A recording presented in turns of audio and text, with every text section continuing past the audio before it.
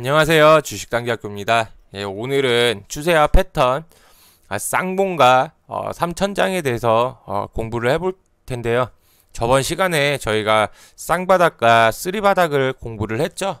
그거와 이어지는 내용입니다. 어떻게 보면은 반대되는 개념이라고 할 수 있습니다. 일단 보시면요, 천장을 두 개를 만듭니다. 일정한 주가가 이렇게 올라가면서 한번 바닥을 잡고 올라갈 때 두 개의 천장을 만들어요. 이거를 쌍봉이라고 했죠. 2천장. 그리고 세 개를 만들었을 때는 3천장이라고 합니다. 이렇게 보시면은 무슨 말이냐라고 하면은 한번 다시 설명을 해드릴게요. 주가가 이렇게 상승하다가 한번 일정한 고점을 만들고 하락을 합니다. 하락을 하다가 일정한 자리에서 바닥을 잡죠. 이거를 우리가 외바닥이라고 한다고 했습니다. 외바닥을 잡고 이렇게 올라올 때 앞에서 공부했던 거 한번 복습을 해보죠. 중간값이 빨리 뚫려야 된다고 했어요. 그런 걸 일단 생략을 해서 다시 이렇게 올라왔다고 가정을 했을 때 여기 이전 고점이 하나의 매물대가 되는 거예요. 여기에서 밀렸죠. 여기에서 정확하게 밀려서 내려갔죠.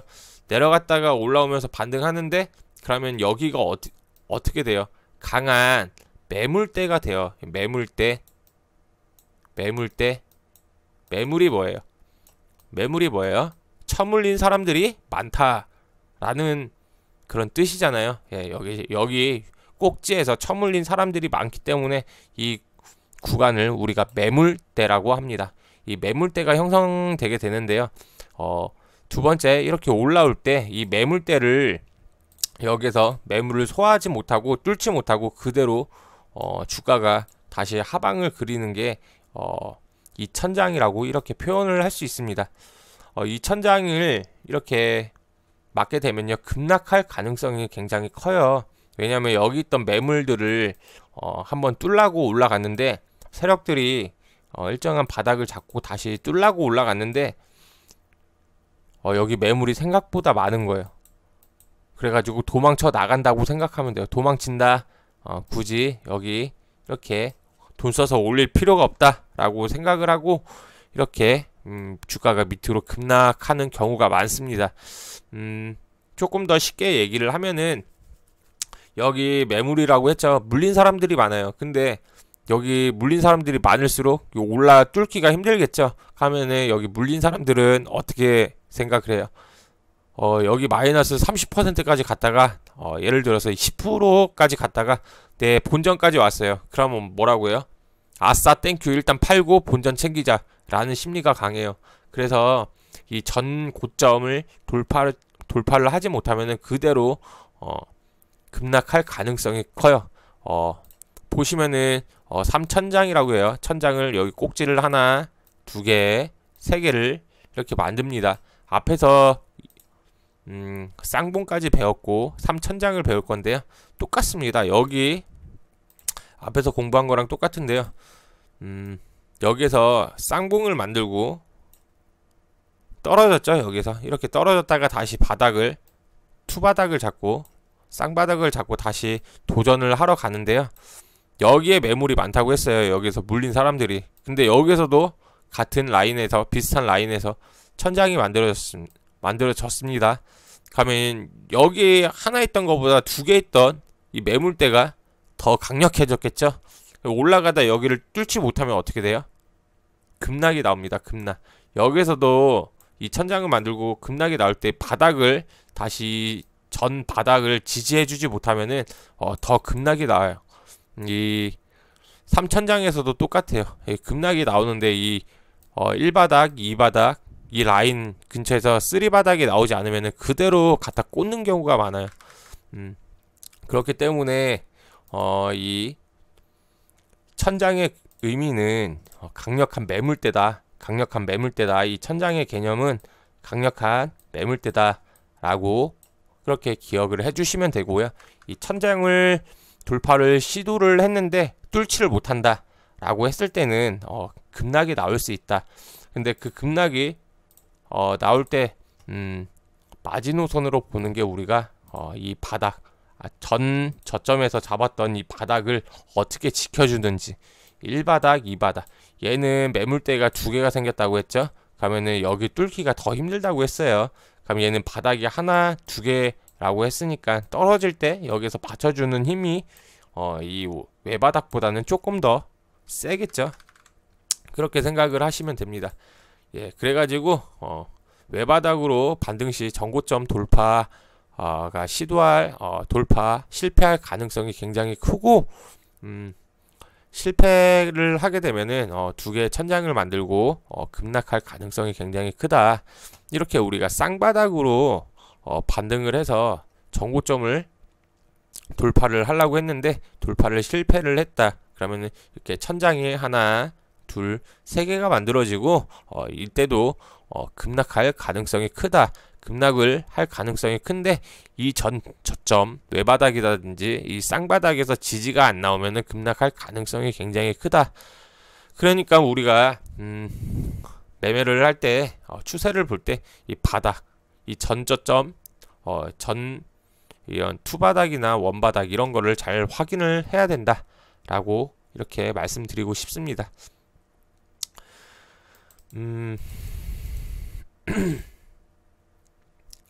이렇게 2,000장과 3,000장을 만들고 하락을 하는 경우에 일정한 가격에서 지지가 나오죠. 그거를 우리 외바닥 또는 쌍바닥, 쓰리바닥이라고 공부를 했습니다.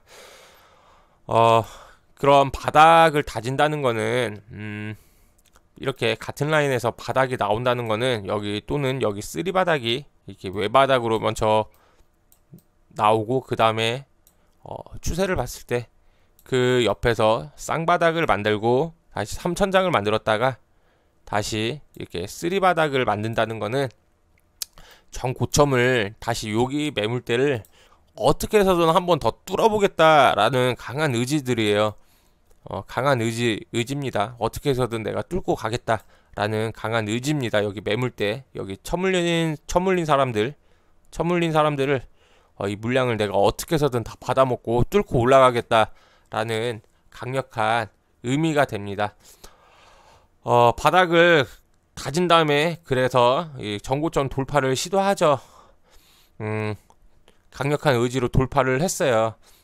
돌파를 한다는 거는 항상 이 외바닥이든 이 쌍바닥이든 뭐든지 간에 이 라인 위에 상단에 이 매물대를 돌파하려고 하면은 우리가 앞에서 공부했던 거래량이 가장 중요하다고 했죠.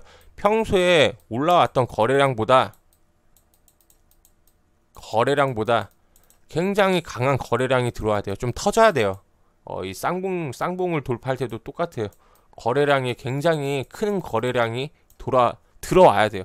만약에 제 실전의 경험인데 이 매물대를 뭐 쌍봉이든 3,000장이든 이렇게 뚫고 올라갈 때 이전에 거래량이 이렇게 별로 안 나왔는데 여기서도 뭐 거래량이 뭐 비슷비슷하게 이렇게 나왔다라고 하면은 여기 올라갔다가 또 꼬꾸라지는 경우가 굉장히 많아요. 여기서도 똑같아요.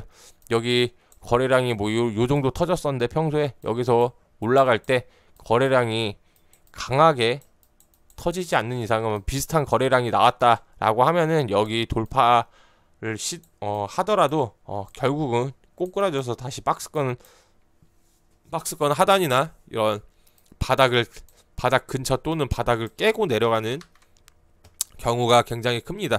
그래서 여기서 제가 필기를 해놓은 거에 가장 중요한 포인트는 전고점을 돌파를 하면은 이 돌파했던 자리가 지지라인이 돼요. 지지라인이 강력한, 제가 항상 말씀을 드리는 건데요.